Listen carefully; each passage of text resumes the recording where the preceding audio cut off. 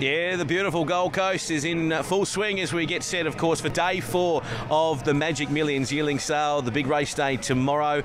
And my next guest on our preview show this morning on Sky Racing 1, no stranger to success, of course, the Eustace stable. David Eustace is joining me at the desk.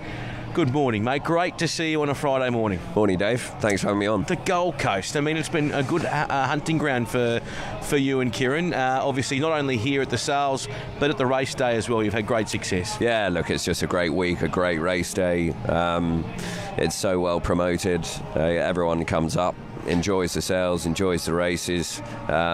Weather's largely pretty good. And everyone can enjoy a cold one, and hopefully we can have another winner. I like the sound of that. I've been very under lock and key this week, obviously doing the coverage, but I feel like tonight I can really enjoy myself. You're going to just slip the collar, are you? I think so. I'm sort of under double wraps at the moment, going evens and looking forward to extending. Now, with this sale, why do you think this sale is so popular? A few trainers have been saying the placement of it, just the fact that it's that start of the new year.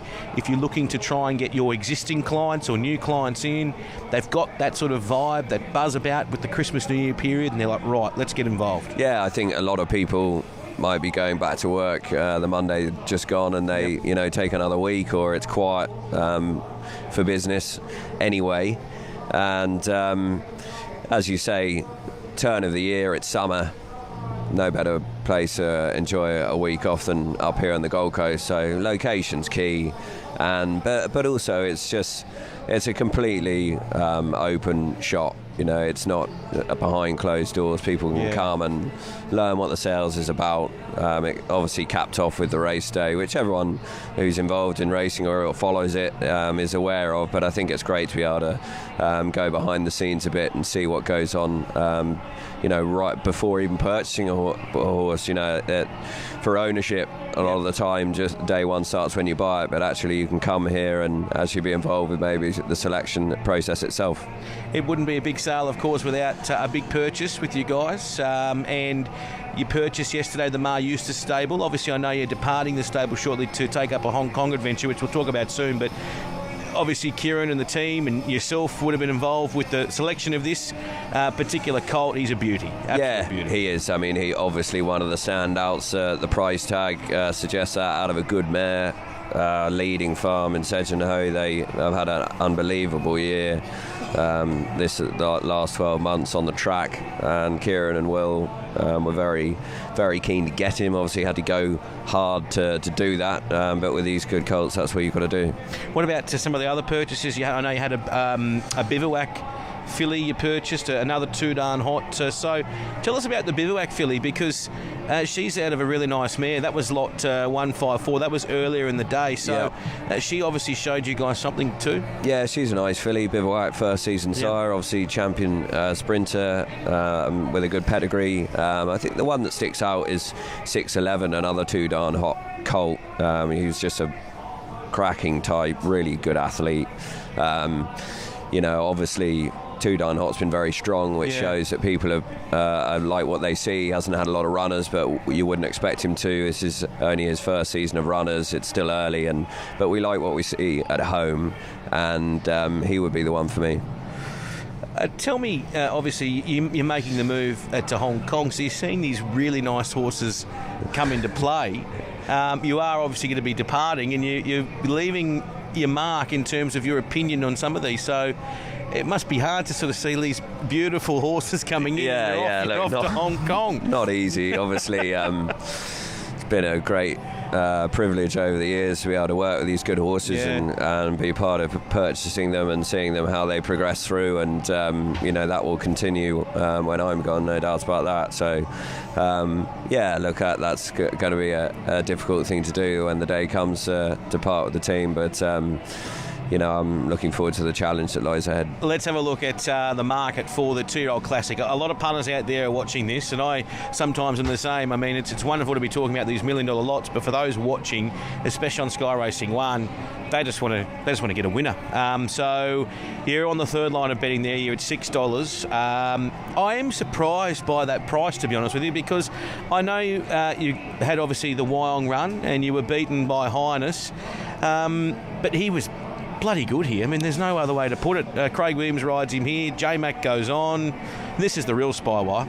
Yeah, I think so. We wouldn't swap him for anything. The backup, we think, will really suit the horse. Quite a boisterous, fresh colt. That'll take the freshness out of him. James had a sit on him on Thursday morning, which went well, and he was, very taken by him. So I think the draw's fine. We probably ride him just with a little bit of a sit and let the real speed go. And I think you'll actually see a better horse for doing that. And we've spoken about that because he jumps so well, so he puts himself into the race. But just with that little bit of a sit, he's got to turn a foot. He's got to turn a foot. Yeah, I mean, he's not going to be dragged back, obviously, but he'll just be there without having to really push the boat. And I really think he's a massive chance. Gee, there'd be a big party if he can win. Yeah, there would. Yeah, be a very nice sort of send-off, even though a couple of weeks ago. So, it would obviously be very special. I know it's hard to compare apples and oranges, but obviously you've been here before with Coolangatta. Same colours as well.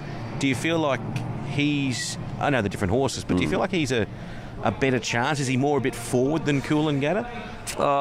Look, she was very good and very, very precocious, and we were pretty confident that day. So I don't think you could sort of say he's better, but there's an awful lot of talent there. Okay, I'm just trying to get something. I'm sure you know what I'm trying. I'm trying to fish here for a strong tip. Nice very strong tip. The 3-year-old guineas as well. You've got VC going around. The market for the 3-year-old guineas has Cryosaur at $5. Of course, the winner of this race books a ticket to the All-Star Mile. $15 for VC. Do you think that's value? Yeah, I think so. Wouldn't want any rain. He's a genuine top of the ground horse. Any sort of cut in the track he wouldn't love. So we liked his return. Thought it had a lot of merit. Yeah. He was, ridden to finish off and probably couldn't win from where he was, but his sectional's pretty good. Hadn't ran for a long time.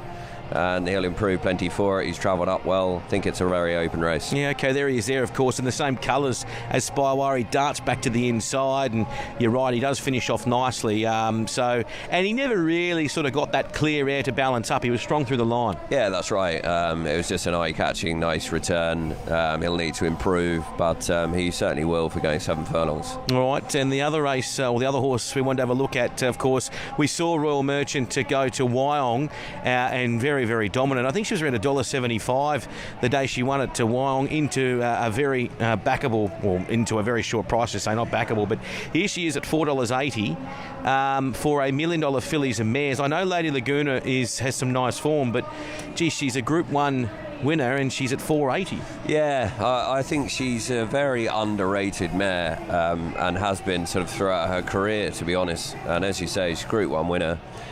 Just purely on ratings, she should be favourite, and thought she did. It was a good performance this day, and she'll improve for the run as well. She gets better and better and better as she gets deeper into her prep with more racing. So, look, respect Lady Laguna, and she's a mare in form for Annabelle, and they've clearly sort of targeted this race, but so have we, and we wouldn't swap her. Okay. We need something, mate. Just something for the weekend, for our audience on Sky Racing 1.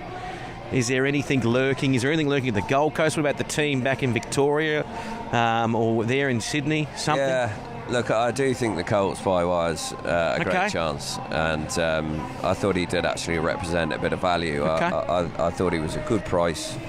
And he's going to get a nice, clean run. And she probably won't be in the 3, but Erno's Cube will actually run above her odds if someone wants something a little bit more exotic. Okay. I thought her run had a lot of merit in Sydney as a lead-up, and it was very much a lead-up. She came from a long way back and closed off well to finish second, so she's drawn a good gate. She'll get the 1200, no problem. She travelled up well. I thought she, at $18, she was worth a bit each way. Like it.